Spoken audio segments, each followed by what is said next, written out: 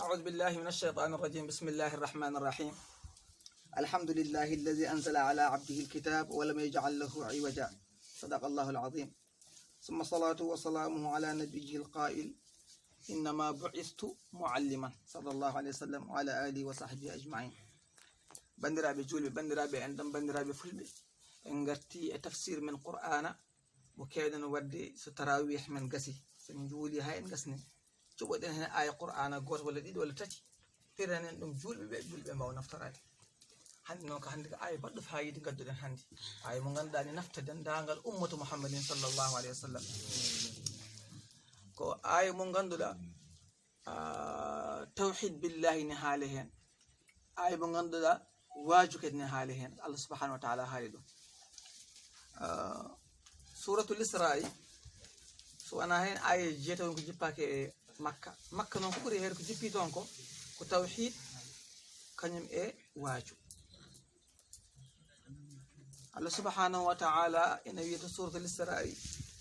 وقضى ربك ألا تعبدوا إلا إياه وبالوالدين إحسانا إما يبلغن عندك الكبر أحدهما أو كلاهما فلا تقل لهما أف ولا تنهرهما وقل لهما قولا كريما واخفض لهما جناح الذل من الرحمة وقل رب ارحمهما كما ربياني صغيرا. صدق الله العظيم. الله سبحانه وتعالى وقضى ربك joomi ñaawi walla joomi yemiri alla ta'budu illa iyyahu nde on ndewata so wona kanko hay goto rewataaki so wona allah ɓayka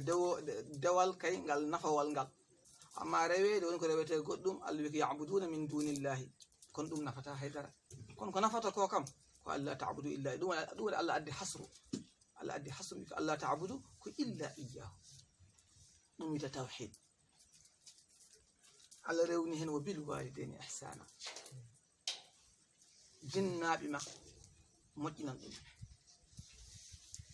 masalan wa an tuhsinu bil walidayni bi an tabarruhuma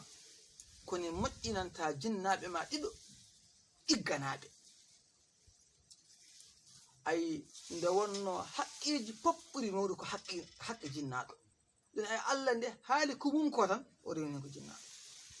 woni sa nana mbiruji ɗi ne kala hala kan yooɗi ne feewi mangi sante yalla sante sama ñaari waaju ko gonga dëgg la mangi sa santi yalla tan rewni hen say ñaari waaju won gonga mangi sante yalla sante samay après sante sama sëriñ sawela wala sante samay promoteur rek lo nuyde samay manager rek ko nandi hen hala kan moƴƴ wax ju rafet la wax ɗum Allah subhanahu wa ta'ala haali kono maa ngi sant yàlla sant sama sëriñ ni wiyeede ko won ko ɓuri ɗum yodde kam alla ta'budu illa iyyahu wa bil walidayni ihsanan wa an tuhsinu bil walidayni bi an tabarruhuma ko adi moƴƴinde hakkude ma e jinnaɗo ma ko ɗigganaɓe kamɓe ɗiɗo ɓe mbasa yiide e ma ko mettataɓe kala ko ɓe mbi ɓaade ko ina moƴƴi kay tawaɗa waɗa sabi kam woni sababu godal ma e aduna ɗiggande goo gueɗel ɗimmel ngel toppito gurnam maɓɓe nde gonɗa suka a wawa haydara kamɓe toppiti fofof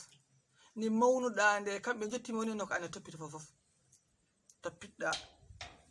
gurnam maɓɓe holɗum ñamdu maɓɓe surtout wallahi alazim sa a timata e mawɗo tan ɓerde ma gasa taw ɓiɓɓe mum jogui milliard uji walla million ngaji wallahi alazim tawa omo ñaama ko yimɓe galle ñamata omo ñaama maaroje jorɗe gueɗɗi ganduɗa mawɗo ñamataɗe ƴeewon yumma régime ƴeewon bamma régime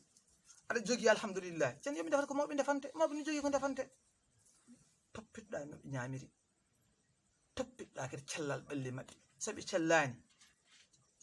jawdi ma ndi pop so jarini yaha hen yoni yaha hen sabu cellal maɓɓe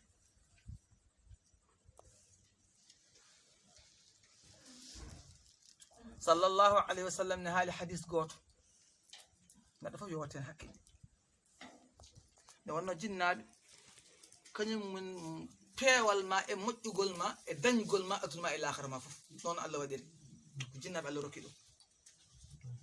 nelaɗo Allah sallallah alih w sallam wi e hadis قل لآقل والديه يفعل ما يشاء فإن مصيره إلى النار والعياذ بالله. ونني هالك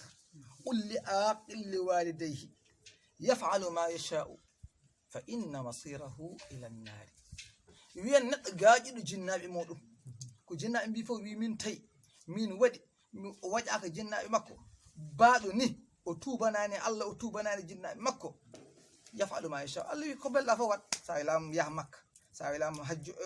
يلتن أسكال سايلام جول سايلام كم بل لا فم بدأ يدوال الله فإن مصيره إلى النار. وقتن جانج مكو جنگل جهنم فدكو أجي جنة مكو والعياذ بالله. إن مولهن الله والهاجر أجي جنة بمولو جنة بوتون درتي جنة حي سايبي أدوات هوندي وسليمة أفوتون درتي مكو مي أبيتا من تي سايبي من تي تا الله هلما.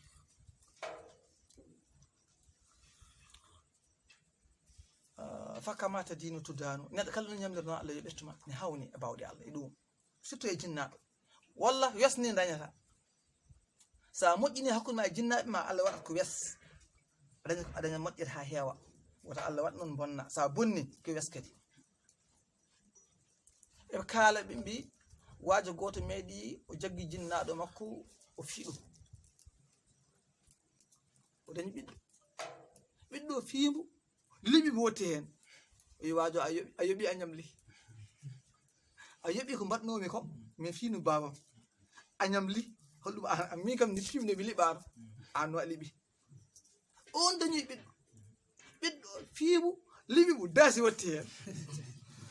yo annenne a yoɓi a ñamli ɓiɗɗo gari o ko jori waddem Allah andi way taw ɗeɗɗal warani.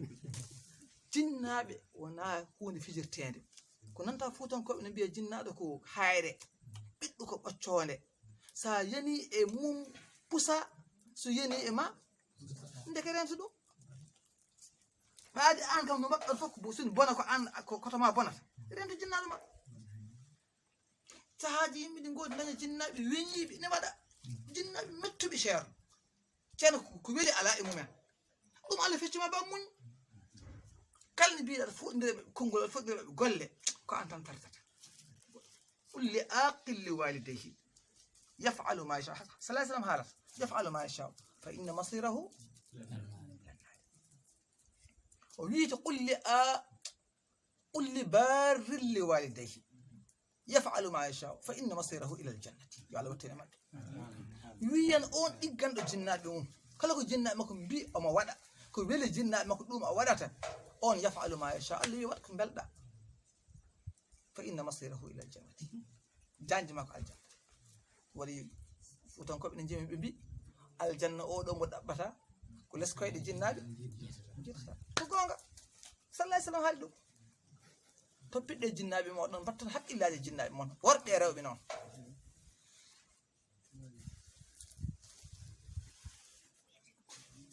وقضى ربك ألا تعبدوا إلا إياه وبالوالدين إحسانا مؤمنين حكم من الجنة بموضوع أي الله إكاوي ساجم الله بياني وبالأولاد إحسانا ويان جنة مؤمنين حكم من الجنة ويان أما عندي جنة مولدا كو يد بيوم بيدو عرير منين ما لبيجينين رودما